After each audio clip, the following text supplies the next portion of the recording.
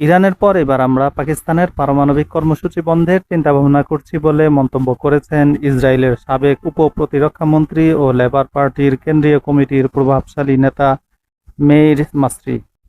আরবি ও উর্দু ভাষায় এক্সে দেওয়া এক পোস্টে মাসরি এ মন্তব্য করেন। তার এই হুমকির পরপরই সামাজিক যোগাযোগ মাধ্যমে তীব্র প্রতিক্রিয়া শুরু হয়। অনেকে পাকিস্তানের পক্ষে দাঁড়িয়ে মাসরির বক্তব্যের নিন্দা জানিয়েছেন। আঞ্চলিক উত্তেজনা চলার মধ্যে গত সোমবার পাকিস্তানের উপ-প্রধানমন্ত্রী ও পররাষ্ট্রমন্ত্রী ইসহাক দার ইসরায়েলকে কড়া হুঁশিয়ারি দিয়েছেন।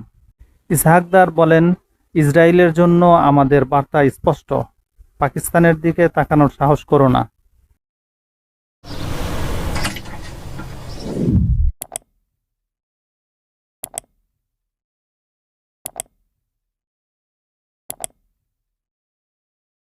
তিনি আরও বলেন, পাকিস্তান সর্বোচ্চ সতর্ক অবস্থায় আছে এবং যে কোনো আগ্রাসনের জবাব দিতে প্রস্তুত ও সক্ষম।